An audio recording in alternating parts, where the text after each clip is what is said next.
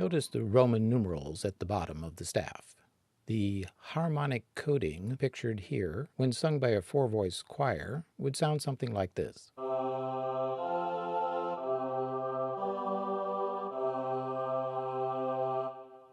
Highlighted in yellow is the result of following the rules for linking the tonic and subdominant triads in 4 parts. And in blue for linking the tonic and dominant triads. Placed side by side, we observe there are no common tones, no shared connections between the subdominant and dominant triads. So what do we do now? Well, we could try moving all 4 voices in parallel like this. Popular culture today tends to favor such parallel movement of parts, owing to its emphasis on the guitar and certain electronic harmonizer devices. On the other hand, medieval church music also featured parallel voicings, which sound something like this.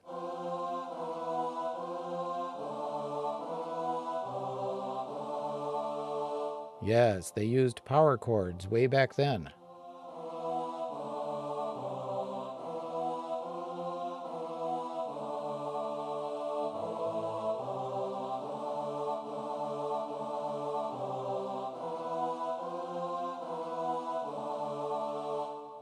When voices move in parallel unisons, octaves, or fifths, twelfths, they are moving en masse, no longer independently.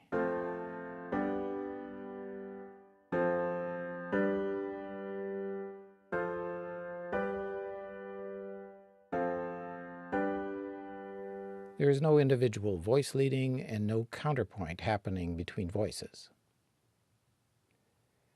Independent writing in 4 parts requires the ability to think on multiple dimensions and plan ahead, but the result is worth the effort. You are adding an awesome skill to your talent set. Let us return now to the subdominant-dominant connection. These voices move completely in parallel from the 4 to the 5 chord.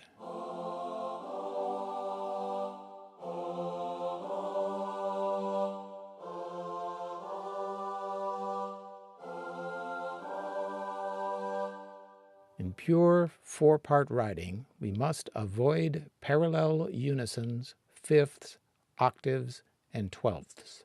We save such parallels for when we consciously want to evoke that near-medieval sound.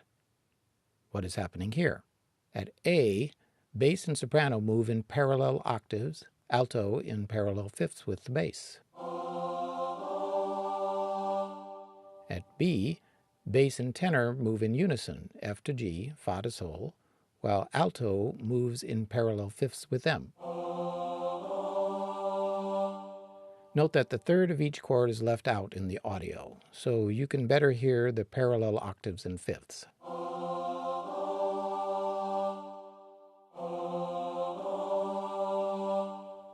And here, at C, bass and tenor move in parallel octaves, with soprano in parallel fifths, or twelfths, with both. And at D, bass and soprano are in parallel double octaves, and tenor in parallel fifths with the bass. So how can we avoid these faults? Rule 4. When moving between subdominant and dominant chords, we must lead the upper voices to the nearest tones of the next chord in contrary motion to the bass movement.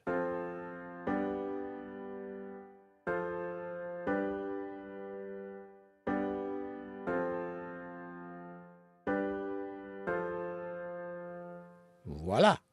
No more parallel octaves or fifths. In the 4-part choir, moving in contrary motion from subdominant to dominant sounds something like this.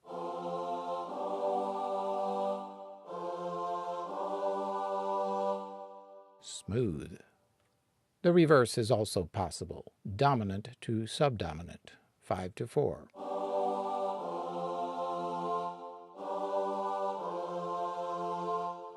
Contrary motion between the bass and upper voices, the latter moving to the nearest tones of the next chord.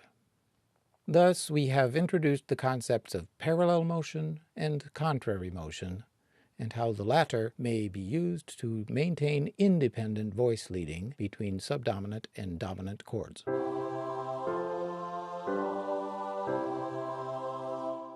A follow-up talk expands on these concepts, but in order to know about that, subscribe to the channel for the update. Meanwhile, do lots of listening, go through the channel playlists, and share the link.